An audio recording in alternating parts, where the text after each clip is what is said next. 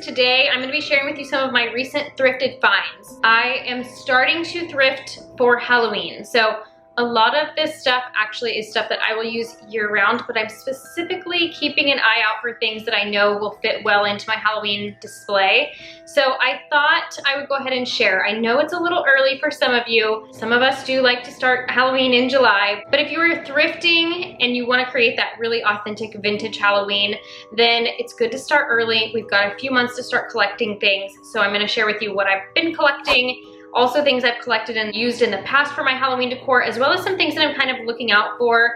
And yeah, we're just gonna kind of get right into it, and hopefully you guys get inspired by this video and really excited for your Halloween decor this year. So what I like to do when I'm creating my Halloween display is I like to think of it as setting a scene. So think of the movie sets that you see. I'm very inspired by movies that I watch, and look at the little things that they have around the movie set to make it look very lived in, and really just to kind of set your space back in time a little bit. That's kind of what I like to do. And then I'll add in elements that fit with my theme. So if I'm doing a vampire theme, I'm going to look for, you know, stakes, wooden stakes, or I'm going to try to incorporate blood somehow into my theme, witches, you can kind of do the same thing. So just kind of be on the lookout for your basics to set the scene, and then also keep an eye out for things that are specific to whatever theme you're kind of going for. So first up, I found this today at a thrift store, and let's see, it was $3.48. I think it's really pretty. It almost reminds me of a witch's cauldron, but it's a little bit shorter, or like a witch's pan or something. It's really beautiful with this detailing on the side for the handles, and I love how tarnished and patinaed it is. That is ultimate goal right here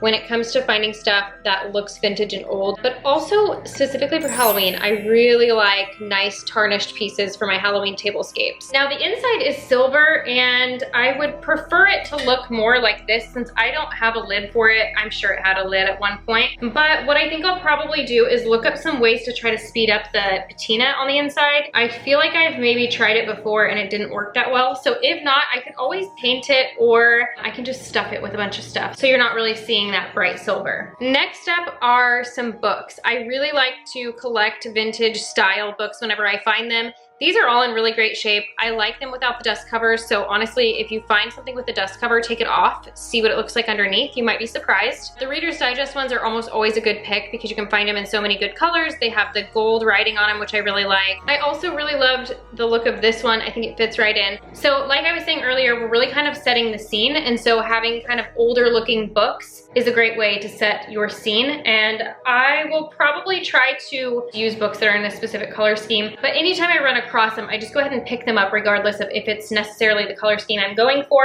These were 25 cents a piece at my thrift store, so that's a great place to get your books at. This old box was a really great find I got at a garage sale last week, and it is a beautiful antique. I love it, and I think it's got that like Victorian Gothic kind of feel to it, so I think it's gonna work really well for Halloween decor. I love that it's got this kind of line detail on the top here. You can definitely tell it's an antique because of the dovetail corners here. That's always a giveaway that it's an old item. Now, the other thing I absolutely love about this piece is the little keyhole and hardware is just adorable. And for some reason, there are all these nails on the inside, so it's already kind of got like a weird little creep factor going on. But yeah, it's just this old box, and I think it looks very Halloween-esque. The gal had it marked as an antique Bible box, so it's definitely old, kind of cool. I love the detail on it. I will use this around my house year-round, but I think it's going to be perfect for Halloween. So here's another one of my recent finds, and this was $6 from Facebook Marketplace. It's not necessarily Halloween, but I do think that if you find these gilded mirrors, they are really great for Halloween decor. They just have that kind of old-timey feel that fits really well with the time period. I also have smaller versions. So any mirrors that are framed like this, or even just picture frames, go for any of the ones like this. This one's actually a little bit newer, like you can tell it's not actually old, but it still delivers that same look and feel. Also, architectural pieces, I like to have these to kind of just throw in and fill in spaces, hang on the wall to add character to the space. This one was given to me by the gal that I got the fireplace mantle from. She just gave this to me. It was very kind of her. and it's got a lot of chipping paint on it. What I'm gonna do, I think, is actually sand this down and go ahead and stain it so that it kind of fits in with the color of wood that I typically like. But this I will probably use along with my Halloween decor this year, just as a piece to put within the mix, if you will. Okay, and then now just moving on to things that I always look out for, things that I have lots of, that I continuously look out for. I collect a ton of these brass candle holders. I think these are perfect, not only for Halloween, but honestly for Thanksgiving, Christmas. Brass candle holders are just a complete staple if you're doing any kind of vintage decor, but you can find them all over the place. I like to find them at garage sales because they're usually cheapest there. I've gotten them anywhere from 50 cents to $2 a piece. Seeing them at the thrift store, they're usually $2 to $5, and usually at the antique stores, they're $5 and up. I'm pretty sure that they're a hot commodity for all of us thrifters, so I'm seeing less and less of them at thrift stores and things. I can still find them pretty regularly at garage sales, but if you're having trouble finding them, I've actually just recently found some really great ones on Amazon that are made to look kind of like this old style. I think they're really similar to these ones right here, and I'm gonna link them below for you. They're actually a pretty good deal. I think you get 5 of them for around $26, but I will definitely have it linked down below for you so that you can check it out if you are just needing to pick them up quickly, haven't found any around, and you want some great candlestick holders for the holidays this year. And definitely candelabras. If you see these, perfect for Halloween. You will see new Halloween decor kind of try to look like old candelabras, so if you can find the old ones, so good. This one was actually a pewter color, and I used Rub and Buff to turn it more of this like brassy gold color, so you can actually change the color a little bit if you're finding them and they're just not exactly what you want. Keep that in mind. I'll also link down below the Rub and Buff. Anything that I can link, which isn't a lot because I thrift things, but anything I am able to link, products that might help you create more of a vintage look, or you know, good dupes for vintage products, I'll put that down below for you. Also, vintage bottles. These are great for Halloween decor as well, and I like to get them in all different shapes and sizes. I find these at garage sales a lot of times, but also antique stores do sell these for fairly inexpensive, so Facebook Marketplace is another great place to check for little bottles. They're pretty easy to come by, and they're usually not very expensive, but you can create a really pretty apothecary setup with these, which is very old-timey. This one had actually come from an antique store, and somebody had already put like a little old-timey label on it, which is cool. Although I think, what's this one say? Conditioner, which is kind of an odd thing. Sometimes I just flip it around and use it this way.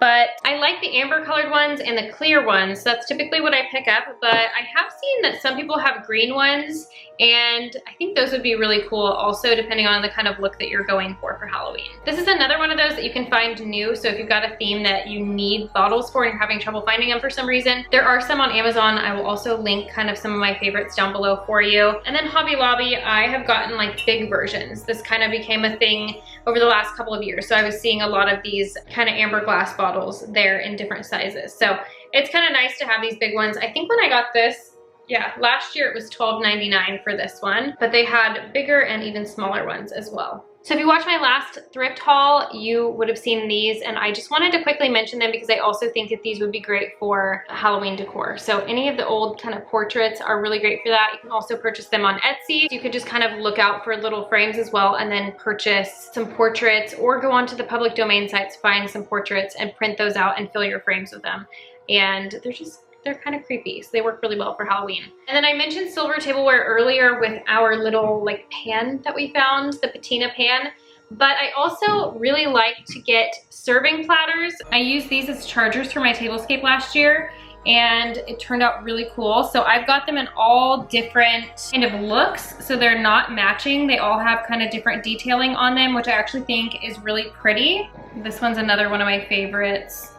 So yeah, they all are a little bit different, but I think they make for a great tablescape. So these, along with little containers like this is like a creamer and a sugar dish. So these are really cute. I think these were a little set, and they are perfect for helping to kind of set that table as well. I also love to pick up this old vintage flatware.